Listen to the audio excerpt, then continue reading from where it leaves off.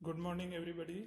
So, we are studying in the last lecture cleavage site of restriction enzyme means from where restriction enzyme or which type of cutting sites that are produced by restriction enzyme. So, the cutting या cleavage sites of restriction enzymes are mainly two types. First one is the blunt end या अपन जिसको कहते हैं cut. In this, the cleavage site the cleavage site of restriction enzyme is same on the both strand of DNA of the recognition sequence. For example, Haemophilus aegyptis, which recognize the sequence GGCC. So, on this strand, it is recognized between G and C, means it recognizes guanine and cytosine, and on this strand, it is also recognizes between cytosine and guanine. So, it recognizes the same sequence and in the same position. So, when it cut, it produces blunt end, mean a straight cut is produced. It is not overhang on the both side.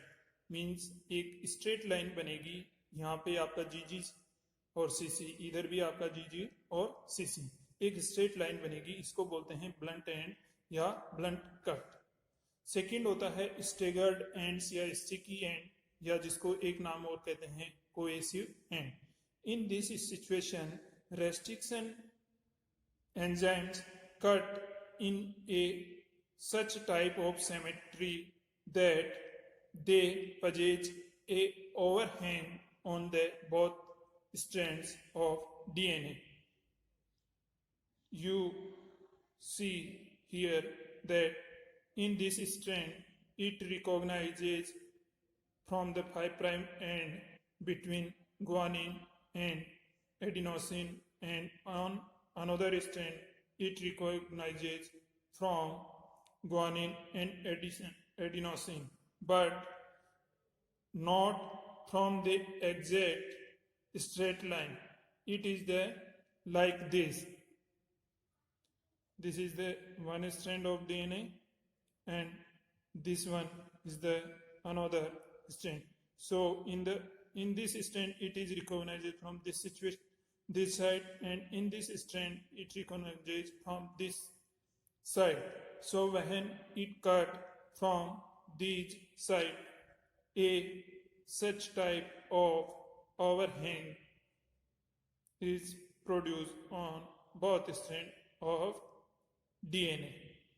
This type of cut is known as cohesive end, staggered end या sticky and. एक आपका overhang रहेगा, मतलब इसके सीध में ये आपका लटकता हुआ दिखाई देगा. इस प्रकार का कट है वो कौन से एंजाइम द्वारा प्रोड्यूस किया जाता है? Restriction endonuclease Eco R one. Eco R one एक रेस्ट्रिक्शन एंडोन्यूक्लिएज है, वो इस प्रकार के कट जनरेट करता है.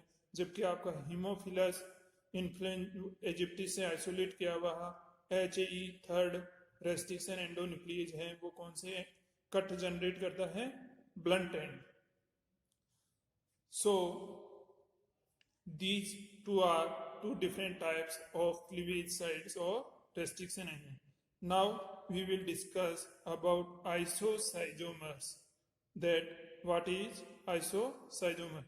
So isoscizomers are the pair of restriction enzyme which recognize the same recognition sequence and cut from the same sequence. इसका मतलब होता है कि जो दो रेस्ट्रिक्शन एंजाइम हैं अलग अलग, मान लीजिए एक आपका इको आर1 है और एक आपका हिन थर्ड हैं, ये दोनों रेस्ट्रिक्शन एंजाइम हैं, वो दोनों स्ट्रैंड हैं जो आपके डीएनए पे, उस पे सेम सीक्वेंस को क्या करेंगे, रिकॉग्नाइज करेंगे। मान लीजिए कि एक ये सीक्वेंस है GGCCA और इस पे भी ये है GGCCA, तो ये दोनों सेम सीक्वेंस को रिकॉग्नाइज करेंगे। और एक मान लीजिए कि G के बीच में से कट कर रहा है, तो दूसरा भी GG के बीच में से ही कट करेगा। इसको बोलते हैं आइसोसाइजोमर्स, मतलब they recognise from the same sequence and cut.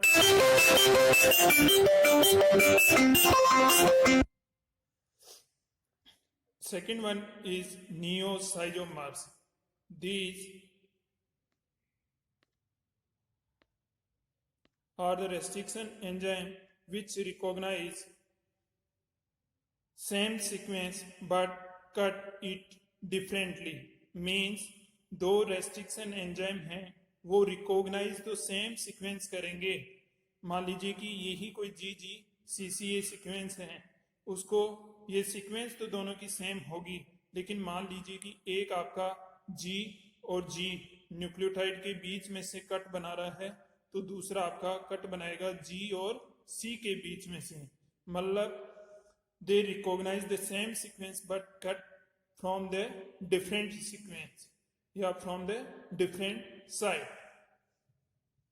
वो क्या कहलाते हैं, नियोसाइजोमर्स। थर्ड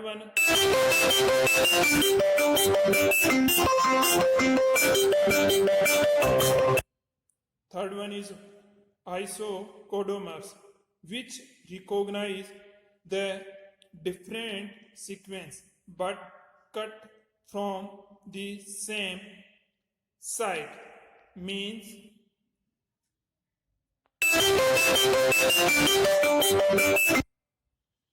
आइसोकोडोमर्स एंजाइम्स होते हैं, वो डिफरेंट सीक्वेंस को रिकॉग्नाइज करते हैं, लेकिन उनकी जो कटिंग साइट है वो क्या होती है, सेम होती है। तो these are the different types of restriction enzymes which recognise the same sequence but cut from the same sequence is known as isoschizomer, and second one is those which recognize the same sequence but cut from the different sequence. That which recognize the different sequence but cut from same sequence. Now the types of restriction enzymes. How many types of restriction enzymes?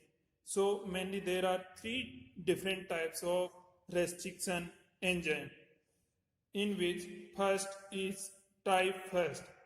Type first restriction enzymes are bifunctional enzymes, means they have endonuclease activity as well as methylase activity. दोनों एक ही enzyme में एक ही catalytic site पे present होती है। कौन कौन सी, endonuclease activity और मिथाइलेज एक्टिविटी, एक ही एंजाइम में दोनों फंक्शन प्रेजेंट होते हैं। सेकेंड वन इज, इसकी स्पेसिफिसिटी होती है या करेक्टरिस्टिक होता है, वो होता है it is made up of 3 different type of सब यूनिट्स। क्या होता है, ये 3 डिफरेंट सब यूनिट का बना होता है, और जो इसका कैटालिटिक एक्टिविटी होती है या जो इसका कैटालाइसिस होता है या एंजाइम एक्टिविटी होती है, उसके लिए 3 डिफरेंट टाइप्स के एटीपी रिक्वायरमेंट होती है, मैग्नीशियम आयन रिक्वायर होता है, और क्या रिक्वायर होता है, S adenosylmethionine is required for their catalytic activity. लेकिन इसका अपन जेनेटिक इंजीनियरिंग में यूज नहीं करते हैं, क्योंकि ये एंजाइम हैं जिस सीक्वेंस से डीएनए को रिकॉग्नाइज करते हैं उससे क्या करते हैं, दूर कट करते हैं। दे कट और cleave the DNA away from the recognised restriction site around 1000 base pair. Mean जो आपका, जैसे आपका ये आपका डीएनए स्ट्रैंड है, इसमें ये अगर यहाँ से सीक्वेंस को रिकॉग्नाइज किया है तो या तो ये इसके अपस्ट्रीम इस साइड से 1000 बेस पेयर आगे से कट कर देगा फ्रॉम द 5 प्राइम एंड, या इसके 3 प्राइम एंड की साइड से 1000 बेस पेयर दूर से क्या करेगा, कट करेगा. तो these are not used in genetic engineering. Second one is the type second restriction endonuclease enzyme. These enzymes are unifunctional enzyme, mean they have separate endonuclease activity or separate methylase activity, not are present in the same site. They have separate endonuclease and methylase activity and are made up of two identical सब unit. किसके बनाते हैं, 2 identical सब unit, and require only magnesium ions for their catalytic activity. तो इसमें देखिए आपका type first है वो कितनी टाइप यूनिट का बना होता था, 3 डिफरेंट, जबकि ये आपका टाइप सेकंड है वो कितने का बना होता है, एक ही यूनिट एक ही टाइप की 2 आइडेंटिकल सब यूनिट का बना होता है, जबकि एक ही प्रकार का आपका मैग्नीशियम आयन है वो इसकी कैटालिटिक एक्टिविटी के लिए रिक्वायर होता है, जबकि इसमें 3 डिफरेंट टाइप्स के कोफैक्टर्स या कोएंजाइम्स क्या होते हैं, रिक्वायर्ड होते हैं. अब मोस्ट कॉमनली आपका जो जेनेटिक इंजीनियरिंग में काम में लिया जाता है वो कौन से प्रकार का रेस्ट्रिक्शन एंजाइम है, type second restriction endonuclease, because it cut from the same site the DNA which is recognized by it. मतलब यह उसी स्थान से डीएनए को कट करता है जिस स्थान से इसने इसको क्या, जिस साइड से इसने डीएनए को क्या किया है, रिकॉग्नाइज किया है. तो this is the most commonly used restriction enzyme in the genetic engineering. Third one is the type third restriction endonuclease. It is also a bifunctional enzyme, means यह किसके समान है, टाइप फर्स्ट के समान. जैसे टाइप फर्स्ट में भी एक ही एंजाइम की कैटालिटिक या एक्टिव साइट पे दोनों एक्टिविटी प्रेजेंट रहती थी, जैसे एंडोन्यूक्लिएज एक्टिविटी और मिथाइलेज एक्टिविटी, वैसे ही टाइप थर्ड में भी एक ही एक्टिव साइट पे एंडोन्यूक्लिएज एक्टिविटी और आपकी मिथाइलेज एक्टिविटी पाई जाती है. लेकिन यह टाइप फर्स्ट से इसलिए डिफरेंट है कि वो 3 सब यूनिट का बना होता था, जबकि यह कितने का बना होता है, 2 different subunits, and it require ATP and magnesium ions for their catalytic activity, while type first is required ATP, magnesium ion and adenosyl methionine. So but it is not used in genetic engineering. Why? Because it is also cut 24 to 26 base pair away from the restriction site, so not used in genetic engineering.